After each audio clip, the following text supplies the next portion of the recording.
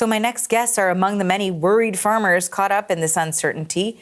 Roger Chevraux is a canola farmer in Killam, Alberta, and Chris Procyk is a canola and pea farmer in Fillmore, Saskatchewan. Thank you to both of you for joining us today. Thank you for having us. Okay, so Roger, I'll start with you. How are you feeling now that these tariffs are in effect?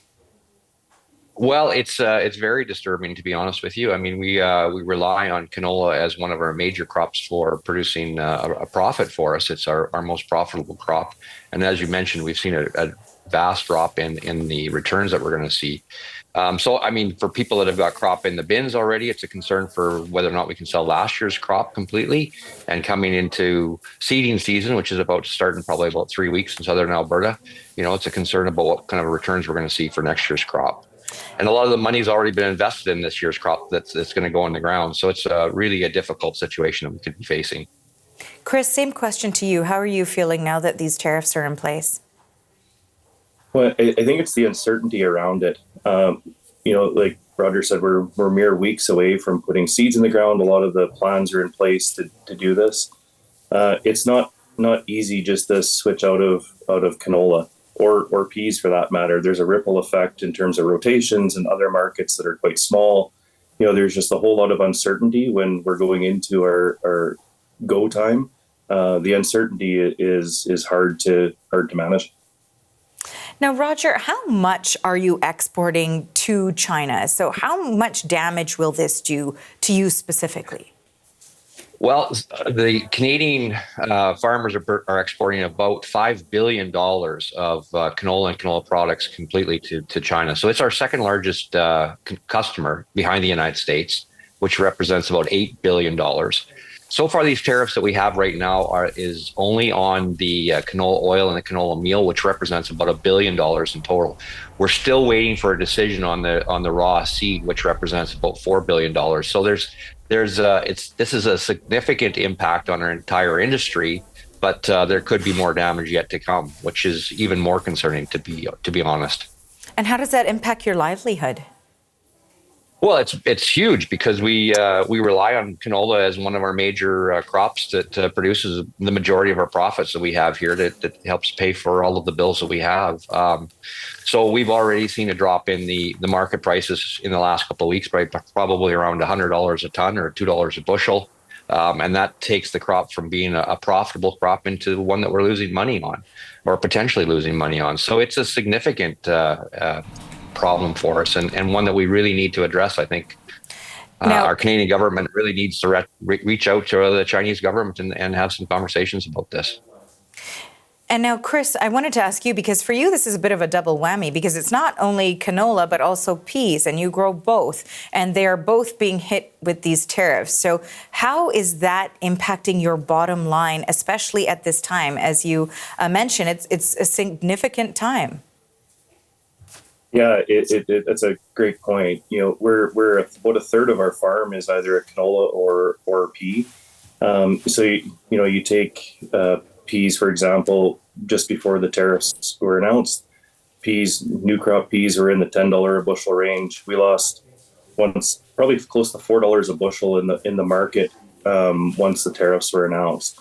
So when a third of your farm goes from profitable to marginally with what the U.S. tariffs are doing, to you're trying to pick which one's going to lose you the least or how to keep the lights on, so to speak. It's quite challenging. So the impact is quite significant. Now, Chris, do you have a sort of contingency plan in place that you're working on right now? Yeah, there's always contingency plans, but in reality, you can't switch a whole lot. You could maybe move, a field here, a field there to switch to adjust. The downside is that with crop rotations, things like that, you're somewhat limited because you start switching too much right now. You kind of put yourself into a corner for next year, the year after. So, these tariffs have a kind of cascading effect, especially in, call it the southern part of the province, where canola and peas are a bigger part of the rotation. So when you're saying, rotating and switching crops, what specifically are you looking at doing here?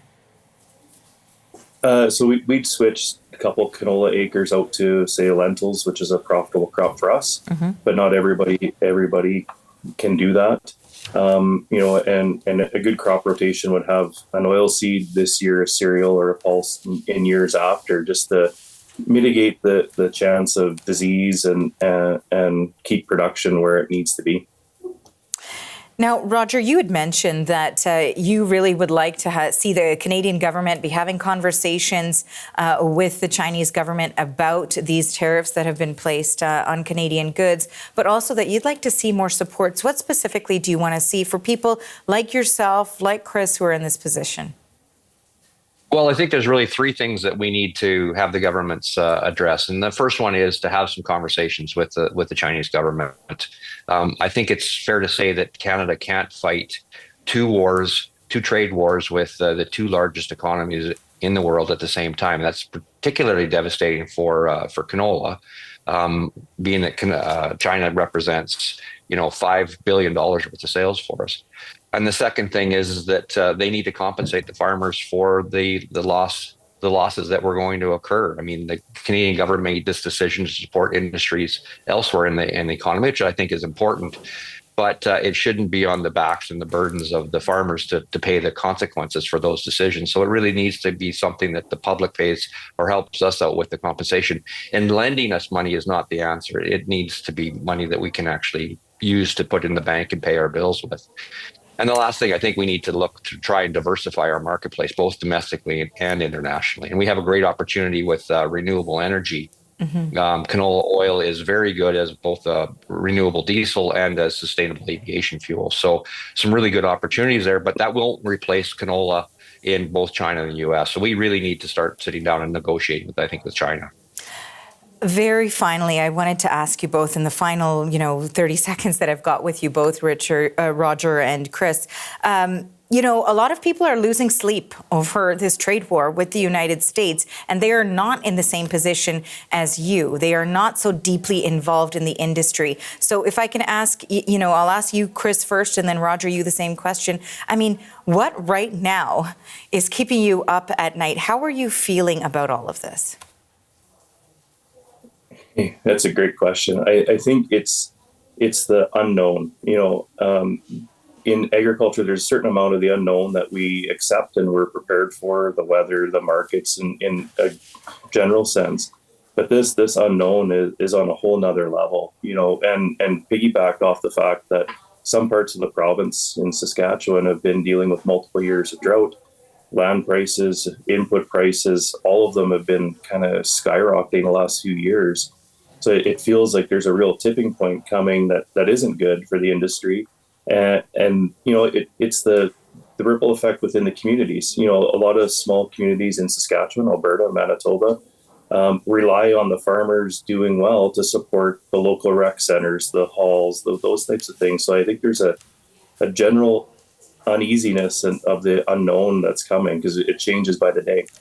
And you, Roger, how heavy is the weight on you right now? Oh, I would say it's very similar to what Chris is talking about. The uncertainty is a massive issue for us. On our particular farm, we've already purchased and have all of the inputs in place for our canola crop. And so it's really not easy for us to pivot into anything else, to be honest with you. And we don't have the environment to switch into things like lentils and some of those things. So it's a lot of uncertainty. And I agree with what Chris says about the community.